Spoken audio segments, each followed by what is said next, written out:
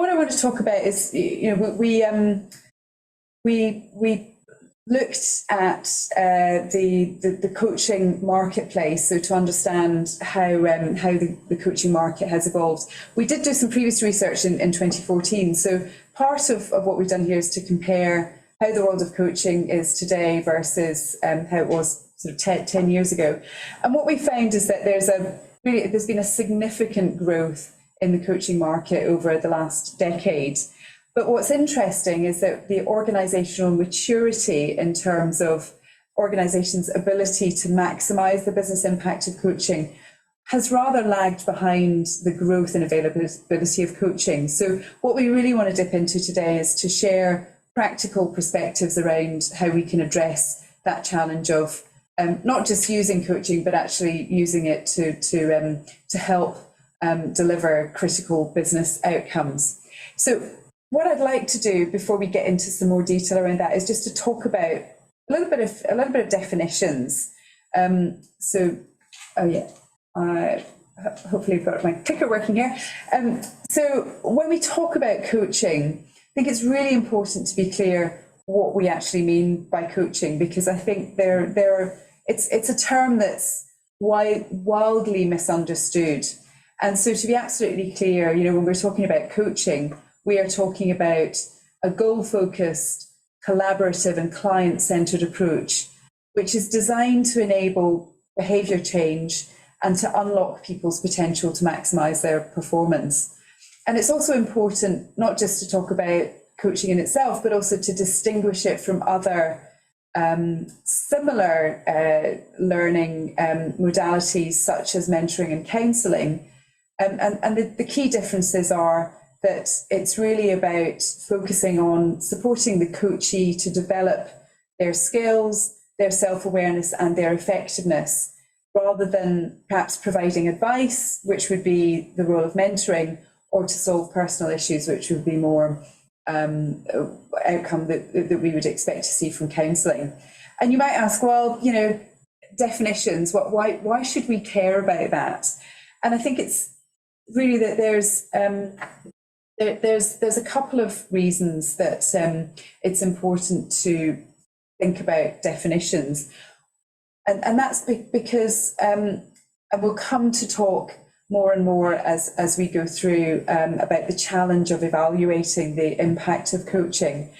But if we're not clear about what we mean, then it's very difficult to be able to isolate, well, what is the impact of the spend that we've made on coaching on critical business outcomes versus all those other things that we might be doing within the organisation, whether it's training, whether it's mentoring, whether it's career development, for example. How do we sort of isolate the impact of coaching and quantify that? So being really clear about when we're coaching and when we're not allows us to establish, or gives us more of a chance to establish a baseline against which we can evaluate outcomes. So just to share a couple of perspectives on how the coaching market has changed. What we've seen is that over the last few years, a significant increase in the investment that organisations are making in coaching. So our research shows that about 2/3 of organisations have seen either an increase or a significant increase in spend on coaching over the last 3 years. And a similar number of organisations, slightly more, are expecting for that increase in spend to continue over the next 2 years. So just over 2/3 of organisations are expecting their spend on coaching to either increase or increase significantly. So it's a growth market. We know that also from independent analysis. So the ICF's 2023 Global Coaching Study found that the coaching market is worth, or certainly from their members when they totted up all of the spend that their members was reporting, is something in the region of $4 billion in 2022. We think that significantly underestimates the real spend that's going on. But what they also found is that the number of qualified coaches has increased by more than 50% since the pandemic. So there's a lot more coaching going on, and there are a lot more coaches around to service that market.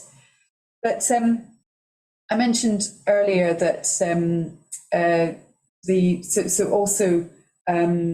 the availability of coaching is becoming much more widely available, particularly through technology, and that's a theme that we'll be touching on in this webinar. So what I wanted to also just share some of our research is how are organisations actually using coaching? So what sort of business applications or business challenges are organisations looking to address through coaching? And there were some key themes that came out. First of all, we're seeing more and more coaching being integrated into development programmes in order to support learning transfer. So we might be running leadership development interventions or management development programs, but increasingly coaching is being used alongside other methods of training and development to really help people think about what does what I'm learning mean for me as an individual? How do I adapt what I'm learning to the particular circumstances of my organisation, of my role, of my team, of the challenges I'm facing as a leader? We're also finding that coaching is increasingly used to support leaders going through transition. So that might be someone stepping up to a more senior role and helping them work out what that means and how they can prepare themselves for that. Or it might mean the organisation going through significant change and using coaching to support leaders in working out how they respond to that and how they equip their teams to address those changes. Just a couple of examples. The energy company Shell, their HR system actually alerts their coaching team to whenever there is a promotion at certain levels and above. So that's the trigger that the coaching team can go to that leader and say, look, we can offer coaching to support you in getting up to speed in your new role if that's something that would be helpful to you.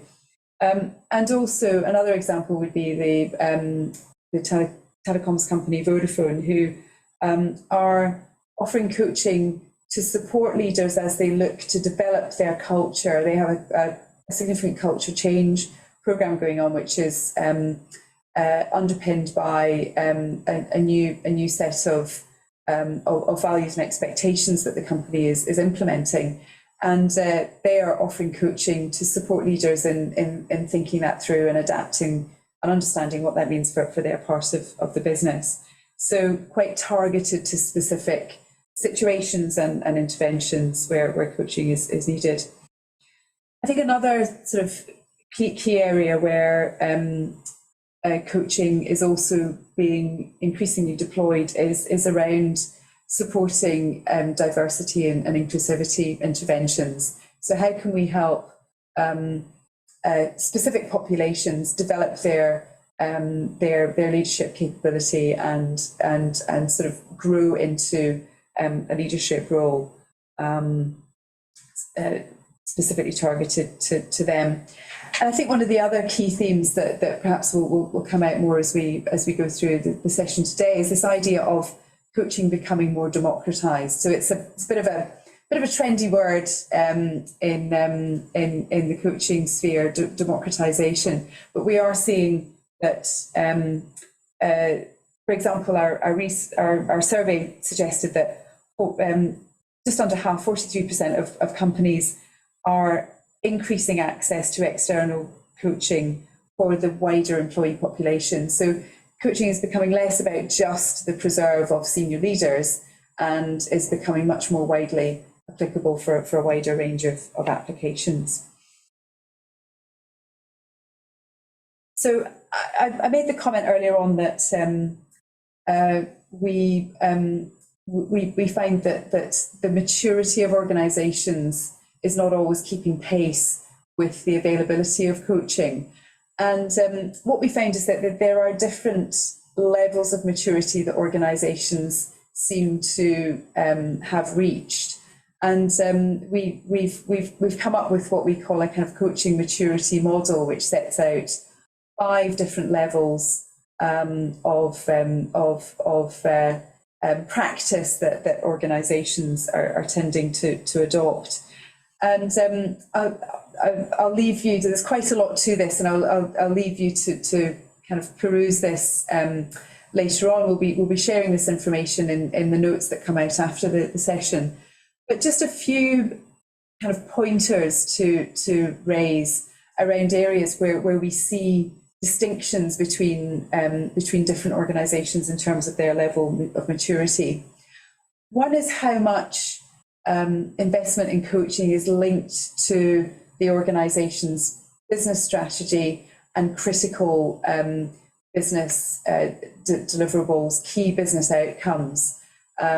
So that the more sophisticated organisations are really clear and explicit around, these are the things that we need to achieve, these are the objectives we need to achieve as an organisation, and this is how we can harness coaching in order to increase our chances of meeting those objectives.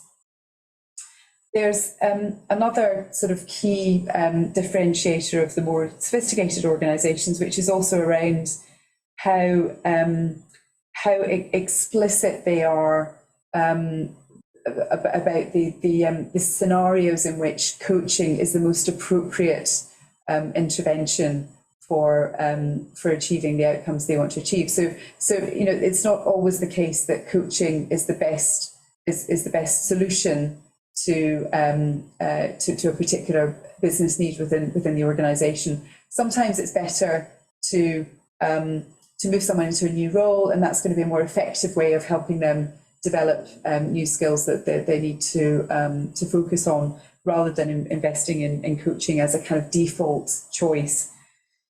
There's also something about the integration of coaching with other talent and leadership initiatives. So the more joined up thinking there is between coaching on the one hand and talent and investment in talent and leadership interventions tends to be an indication of maturity. And another sort of key indicator would be the more sophisticated organisations tend to have tend to be quite robust around the criteria that they have for when coaching is the most appropriate intervention. So they would have robust internal guidelines. They have strong supplier management, strong relationships with perhaps a more limited number of suppliers. So they know who they're dealing with and in what situations they would go to one supplier ahead of another. And then the other sort of critical differentiator is around evaluation. So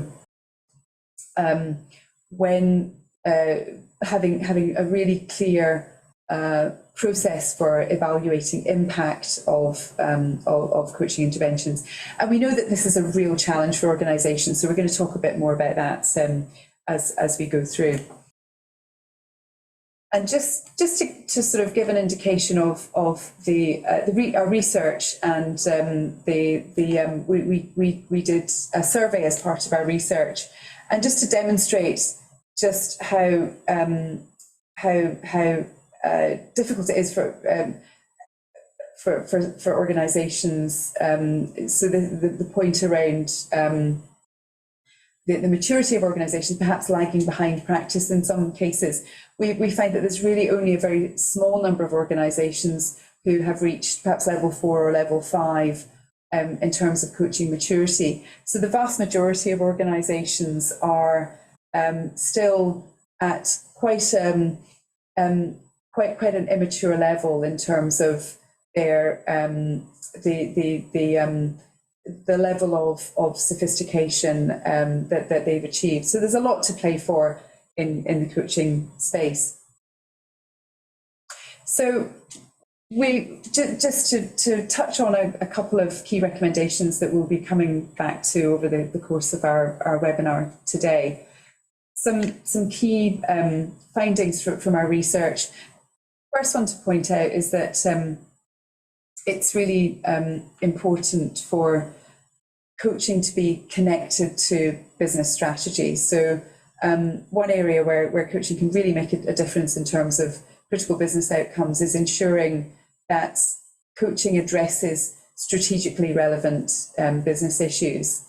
And that also means being really deliberate about when to choose coaching ahead of other development interventions. It's also important to be really deliberate around targeting really high quality coaches, and to be really specific about coaching, about the management and selection of coaches, so we can ensure that we are accessing the highest quality coaches that are available to us. There's also something about making sure that the coachees themselves, so those people who are accessing coaching, really understand what coaching is, what it isn't, what to expect when they're going through a coaching process, so that coachees are well prepared. And we know from the research that coachee motivation is a really important indicator of success and impact of coaching interventions. There's also something about making sure that critical stakeholders are involved. So line managers understand how to maximise the impact of coaching, for example, and HR is also involved in coaching programmes, and also that we maximise the opportunities to harness technology. So we're seeing lots and lots of changes going on in the technology space, and this is an opportunity to maximise coaching effectiveness. So that's a sort of whistle-stop tour of our research. I'd like to now hand over to Rebecca to talk about how to go back to the theme of maximising the business impact of coaching. We can look at this, I guess, at two levels. One is this sort of individual level and individual coaching interventions, and then there's also looking more broadly at the organisational level. So Rebecca, do you want to share some of your thoughts on this? Yes, yeah, I'd love to. And also we've had some really interesting questions coming in the chat as well. So if it's okay, I might take one of those, and I can see some others that might be good for Nick to answer as well from his experience. But I mean, certainly when we look at the research on coaching effectiveness, and this is an area where the research has evolved and we do know more than we did say 10, 20 years ago, but it's still developing. So there's still lots of questions that haven't been answered. But one of the key areas that we do know from research on coaching, but also on other similar interventions, such as mentoring and psychotherapy research and counselling research as well, is we know that one of the biggest predictors to coaching effectiveness is the coachees or the individual's motivation or readiness to be coached. And so this is one of those, if we want to take an evidence-informed approach, I always encourage organisations and coaches to think about that as something that they can really influence to maximise the impact of coaching. And there are some practical implications of thinking about coachee motivation. And as you said, we can think about that at the individual level, but we can also think about that more at an organisational level. So at an individual level, that means a couple of things I would suggest.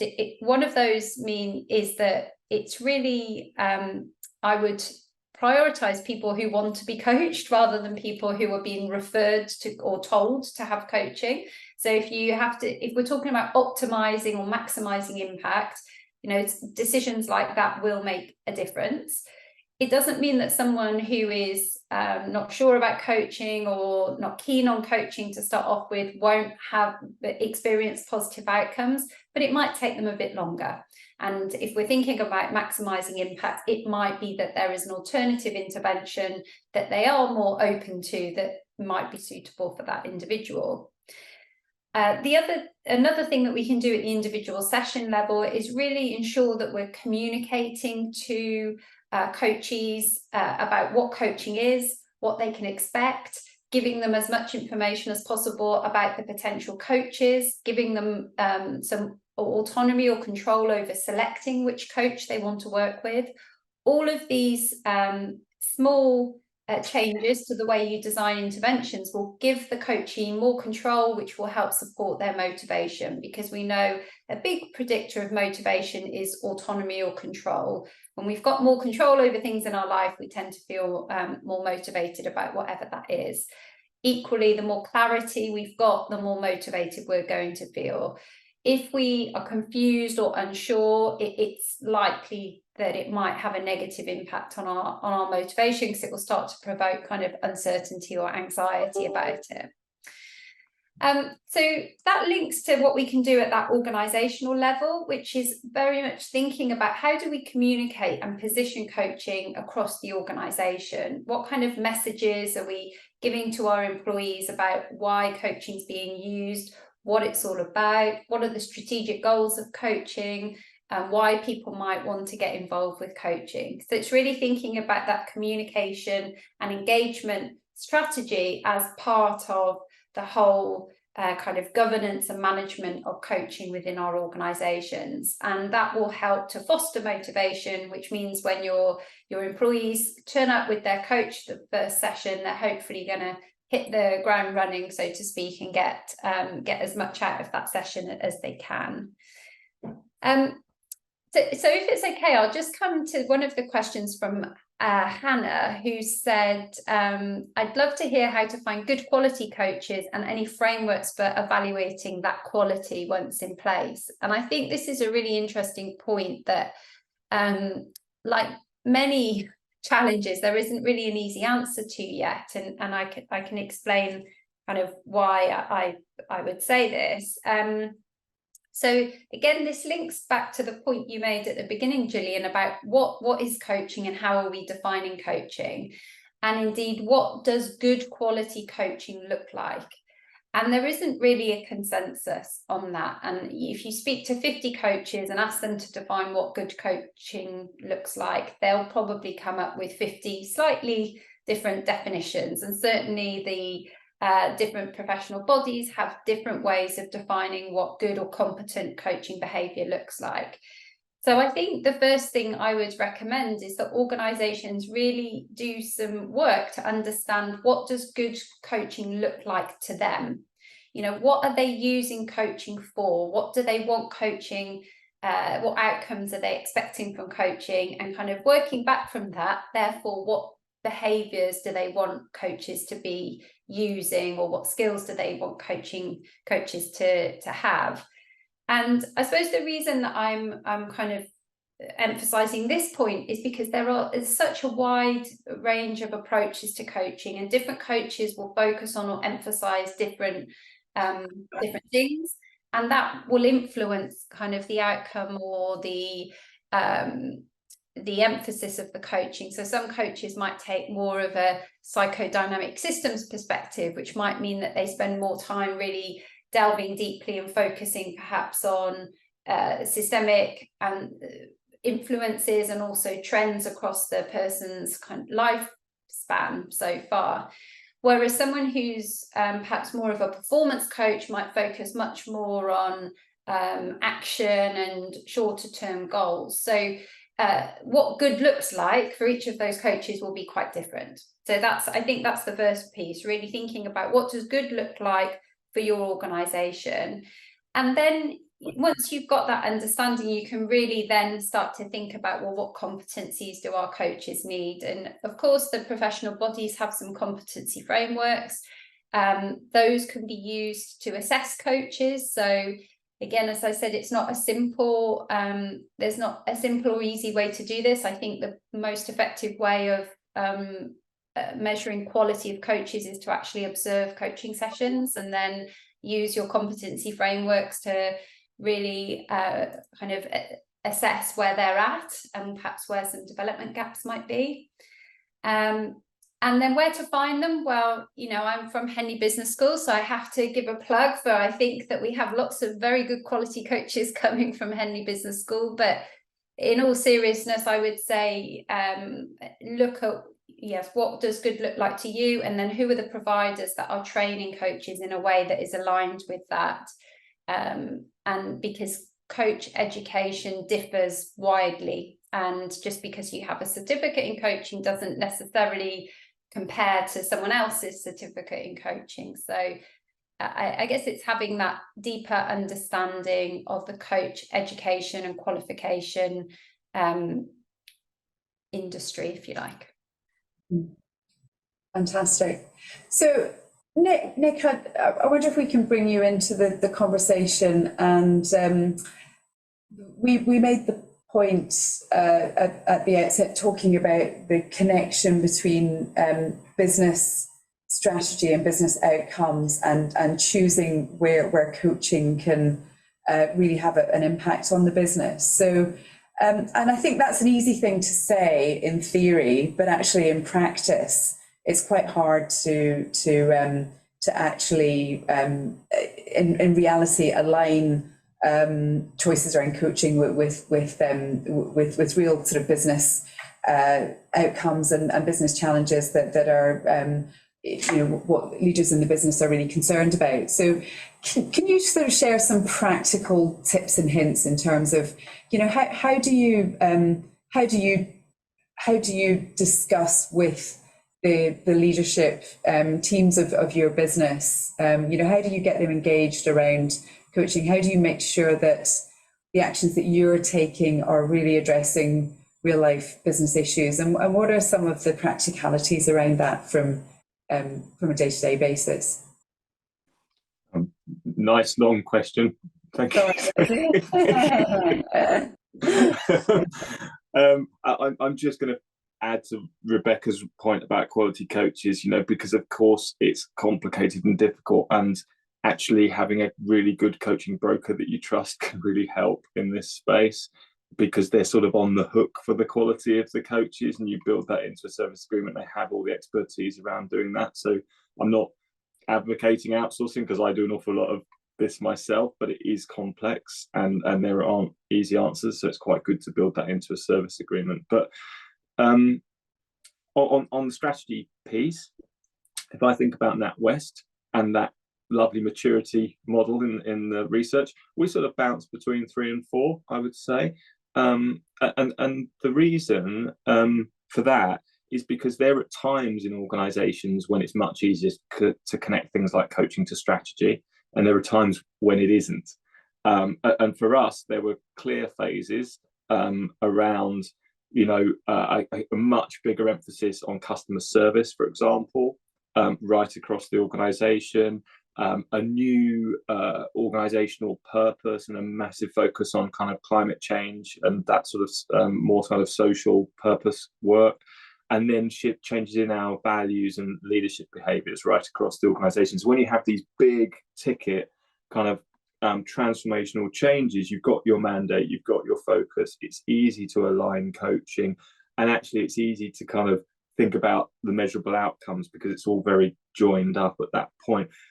And I should say why coaching is really useful at these big sort of moments. And that's because there's a fair old bit of eye rolling when organizations go through these sorts of transformations. And people do it often comply because they think it will keep them safe to just sort of go along with it. Or if they're a bit rebellious, they might, you know, just not get on board. But what coaching provides in those instances is the ability for a leader to really think about what it means authentically for them and work with that sense of compliance or that sense of defiance and make it real for them and turn that into something that they feel comfortable with. So I would say really easy to connect with strategy in those times, and I would highly recommend coaching as being a modality to use if you're serious about some sort of transformational, behavioural, cultural leadership change, because it works on that effective skills and results level that Rebecca often talks about.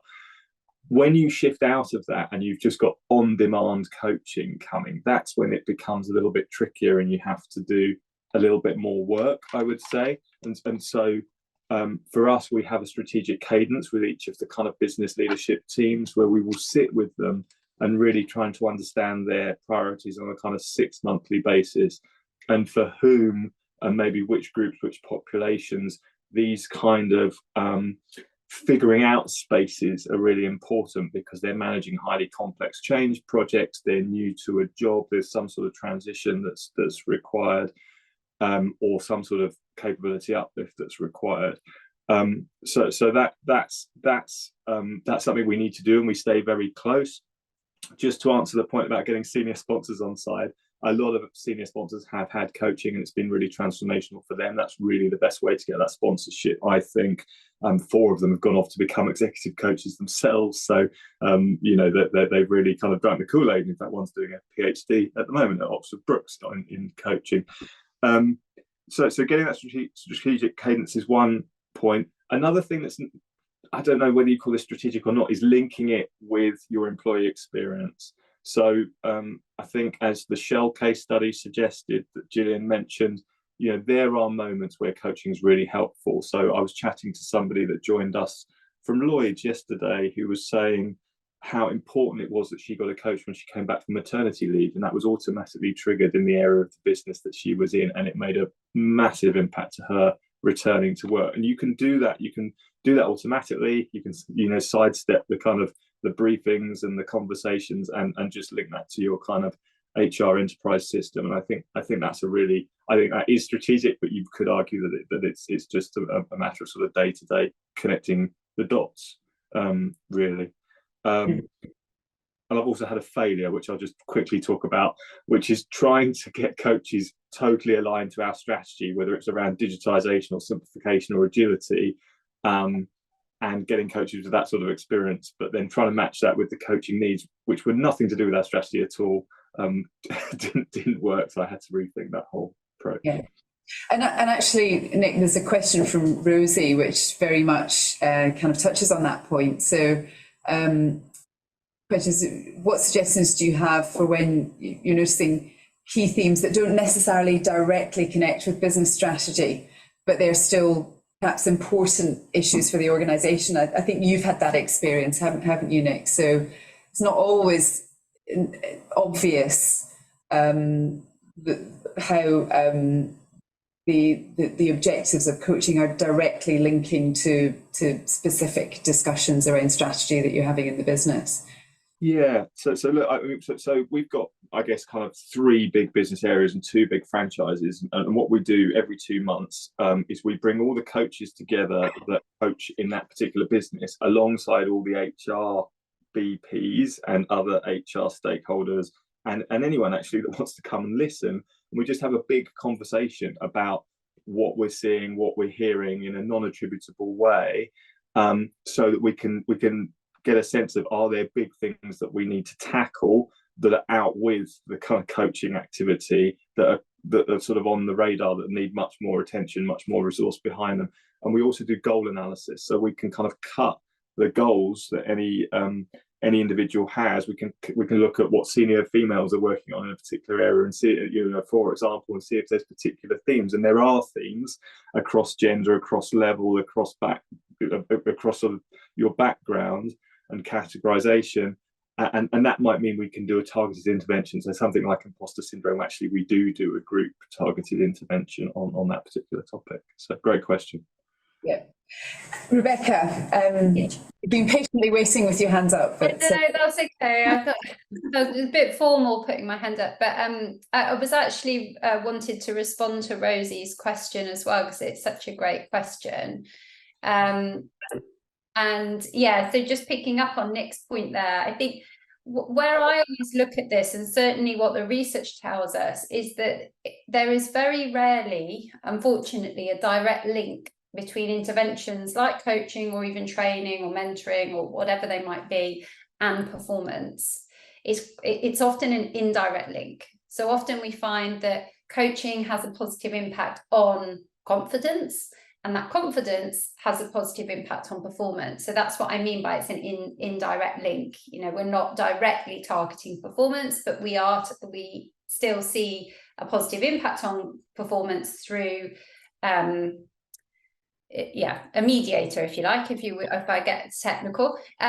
So what I would say is it's really critical for organizations to understand what those competency or capability gaps are in delivering the strategy. And often they won't directly map, but it will be like listening to the data that you've got from the coaching sessions, really identifying those themes, and then you can use that to kind of align coaching. So in the way that I look at aligning coaching with business strategy, it is often indirectly aligned, but it's still aligned because it's thinking about, well, these are our strategic goals.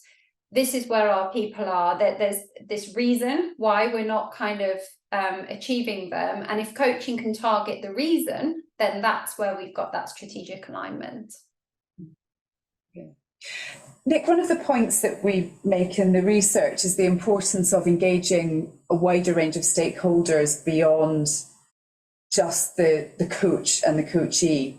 And that's one of the features of coaching that maximizes business impact is taking account of the wider organizational system. And obviously connecting to the strategy is one part of that, but then you've also got critical stakeholders like your senior leaders and HR and so on. So can you share a little bit about, your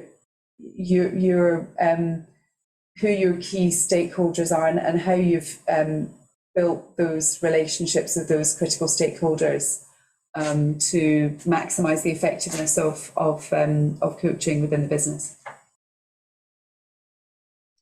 I guess I try to run the work I do with as much transparency as openness as possible, and so every week, and this might all sound a bit extreme, but every week I send out a report about the sort of work that we're doing in this space to all key stakeholders across the bank. So they are, I guess, primarily HR stakeholders, but we're talking about behavioural science, we're talking about talent, we're talking about DE&I, we're talking about all the different HR directors, culture, all of those sides of things.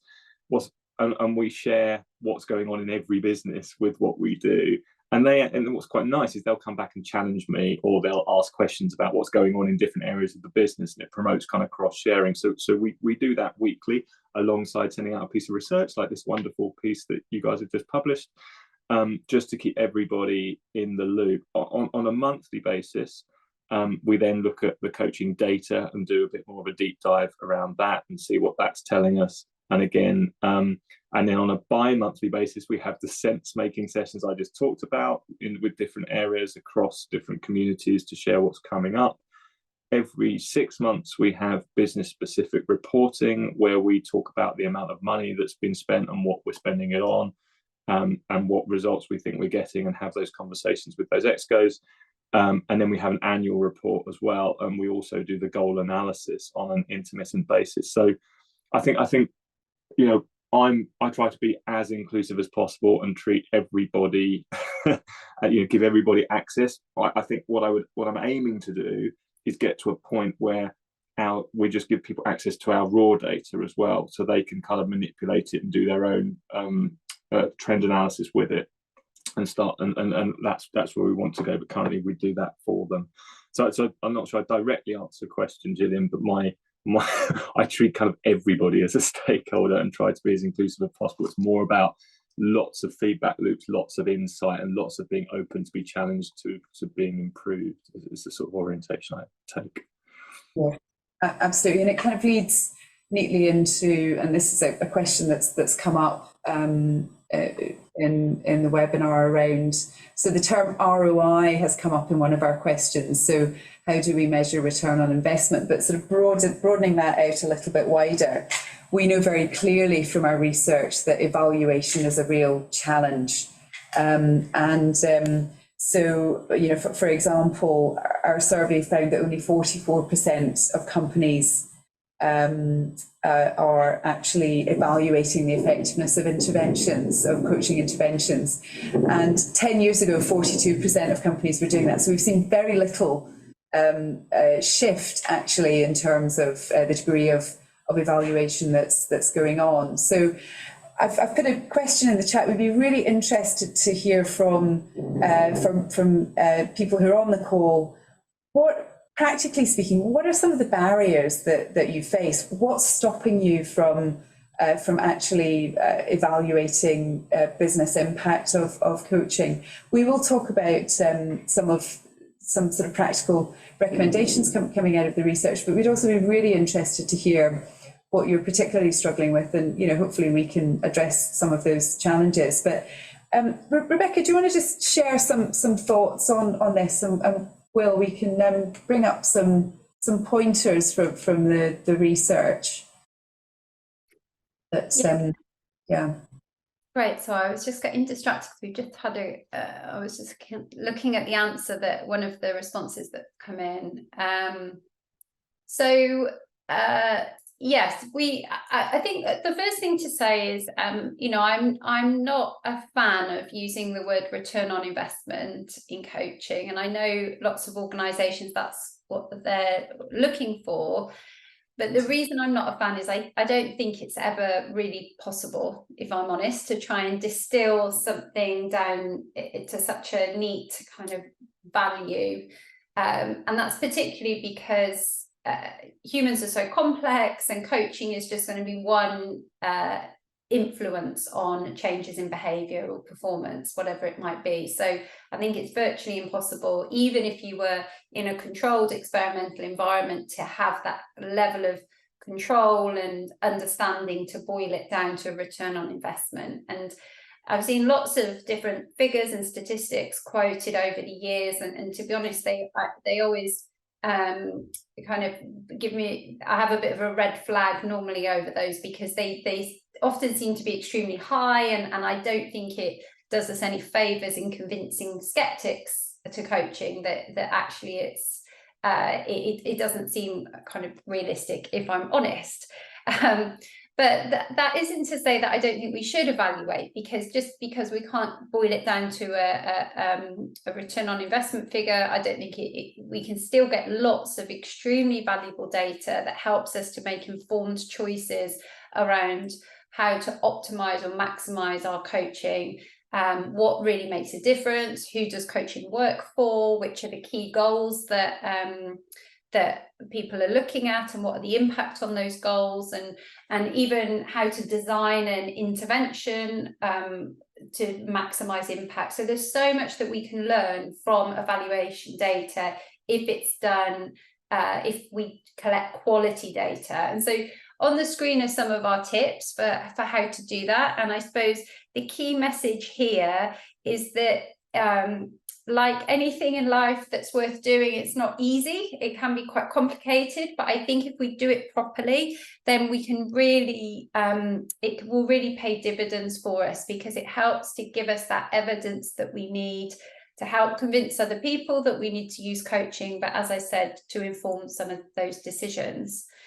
So some of the things that we really need to think about is to, first of all, design the process before you even start. So you need to know what it is that you want to measure, so that you can set out to measure that at the very beginning, because then you can establish a baseline measurement. So really thinking about what are we going to measure, how are we going to measure it, and then collecting some baseline data. I always recommend using multiple metrics. So this can be data from the coachee, can also be from line managers or other key stakeholders. But in a perfect world, you also might be able to collect a more objective data. So this might be data that you already collect within your organization. And depending on how sophisticated that data is, you might be able to isolate certain, say, engagement or retention or whatever other stats you have. You might be able to isolate that for your pool of people who are being coached. This also helps tackle that next point, which is try to go beyond just self-reported data, particularly from the coach. I would say I like to use coachee and line manager data, ideally. You need to think about things like how long will new behaviours take to be put into practice, and this involves, of course, the process of implementing, trying out new behaviours before those new behaviours are really embedded. And then you can use that information to decide when you're going to collect follow-up data, your follow-up questionnaires. Quantitative and qualitative indicators are really powerful. Quantitative data can be helpful to particularly give you those statistics that most organizations look for, but the qualitative data gives you the depth of the really explaining the quantitative results. In a perfect world, I would say use independent assessments, and even an independent organization that's likely to be more impartial around the impact of coaching. And then you can, this was something that we discussed in the event last week, was, there's a lot of data that will come out of this. So you really ideally need someone who's got some data analytical skills that can really understand, aggregate the data and look at those trends. And then when you get really good at doing this, you can gather consistent data across other interventions, so you can start to really compare your interventions and make those informed choices on which intervention works best in which scenario, to maximize your L&D spend. So yeah, those are kind of some of the recommendations. Like, I did see lots of questions coming in the chat, so I don't know if I managed to answer any of those in a roundabout way. Or I think we did, and I think it'd be good to bring Nick into the conversation. We've had a couple of questions about internal coaching, and I wonder, Nick, we're kind of on the theme of evaluation, so maybe we start by talking about, is it the same or different in terms of how you might evaluate when you're predominantly delivering internal coaching versus external coaching? Does that make any difference? And if so, what sort of lessons learned do you have around evaluation? And then maybe after that we'll come and talk a bit more widely about internal coaching, but maybe we can start just by talking specifically about evaluation in your context. Yeah. I'm just going to touch on ROI very quickly, if that's okay, because of such a major topic. It is a really tough question. So I would have a slightly different point of view around ROI, which is, sometimes that's just what the business wants. You have to try and find some way of demonstrating it, regardless of it not being as rigorous as you like. So I would say be really transparent around your method and your assumptions, and really share that so everyone can criticize it and hold your hands up to say it's not exactly scientific. There are some interesting examples. So there's an organization, which is a coaching company called Alpha R Cubed, that only coach on trading floors in banks, and they have quite a lot of data to show that the areas that they coach do create revenue over time, and so I think you can connect it to certain revenue generating roles kind of more easily than other roles, and if the ROI is significant, then that gives you your argument for putting coaching in different areas. So some of us in organizations are under such scrutiny, we have to try and do something no matter how unscientific it is. I think I don't think you should necessarily evaluate external and internal coaches differently. Ideally, you want them all on the same system and to be treating them equally. The difference for me is that the internal coaching we do is at such a volume compared to the external coaching. We have more data that we have hundreds, if not thousands, of people that receive coaching, and we can track them over time using background data, whether it's through Microsoft Viva or whatever, to look for trends and correlations. You can look at retention and promotion and all of those sorts of things. The final thing I'd say on that is that we don't talk about coaching so much. We talk about the jobs to be done. We take more of a jobs to be done approach if you buy that kind of customer value proposition stuff. So we have a product called Exco Successor Development. We have a product called Obstacle, which is about improving your engagement. We have one called Woman Up, which is about a group coaching offer for women to help with confidence to apply for the next role. We have climate coaching. We basically name the job to be done rather than the coaching, and it's an offer, it's a product, and that's sort of easier to get some measures around as well, by way of the outcome you're looking for, because that's the job to be done. On the internal coaching, it comes and goes. I think the research is currently saying it's going rather than coming, but I'm sure it will be coming back. It's interesting, just to circle back on your point about what you call things. I think that's really important, and it does link with the idea of definition. If you're really clear about what it is that you're doing, it does make it easier to create a baseline and to measure what you're doing and what impact it's having. It totally does, but also because everyone's got a different, I mean, we've got this lovely definition of coaching for this piece of research, but everybody holds a different definition in their mind because of their relationship with coaching. They might coach a football team, they might, have a personal trainer. It's really hard to win that battle. And I guess I'm taking a different approach to trying to win that battle with that. Yes, and on internal coaching, we found a really interesting development coming out of our research. So we're seeing a quite a significant shift. If you look back to 2014 versus today, the proportion of companies using internal coaches mostly or exclusively has actually decreased from 34% to 20%. So it's kind of 1 in 5 companies are now sort of predominantly using internal coaching. And anecdotally, we also found that a lot of organisations struggle with job plus coaching. It's very difficult, and this is reflected in one of the questions that's come through as well, isn't it? Nick, 1 in 5 now is the number of organisations who seem to be using predominantly internal coaching. Can you share, sort of your perspective around internal coaching as the focus and what you've learned from that? Yeah, look, I mean, as in the beginning, your research was talking about how much coaching is growing. It's really interesting that internal coaching is going in the opposite direction according to the survey.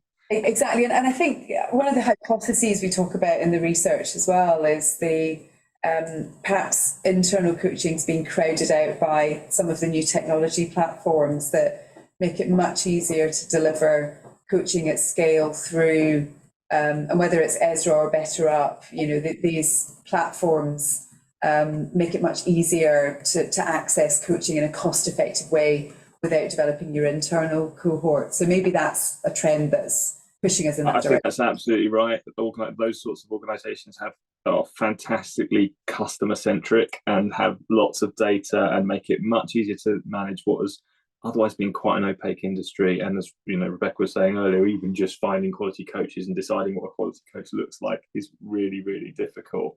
So I think that's all right. The other hypothesis we had, and Michelle Wood speaks to this in the chat really nicely, is I think coaching is becoming one of L&D's kind of capabilities, because really it helps with that applied learning post, new content, new knowledge. And so it could be, and that's another hypothesis, just hypothesis that it's just blending more into the L&D toolkit and maybe not as formally as what Michelle's doing.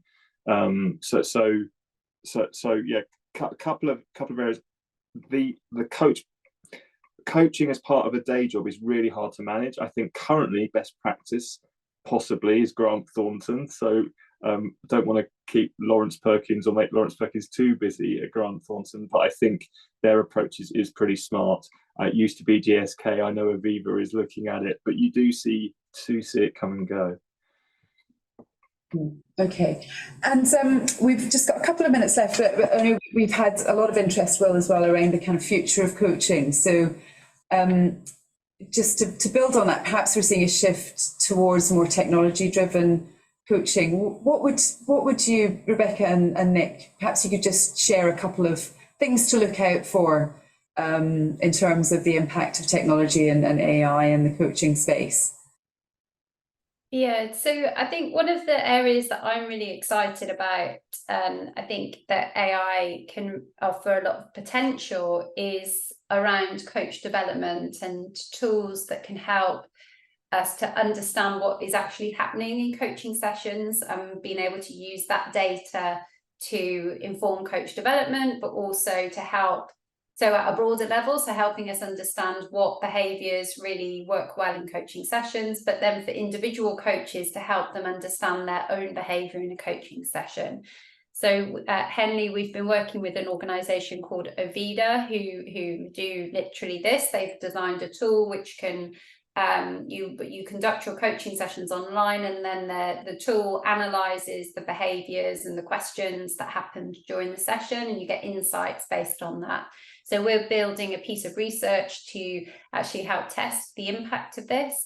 But I can really see that AI offers an amazing opportunity here, because until now there's been such a gap in the research where we're really looking at what is happening in sessions.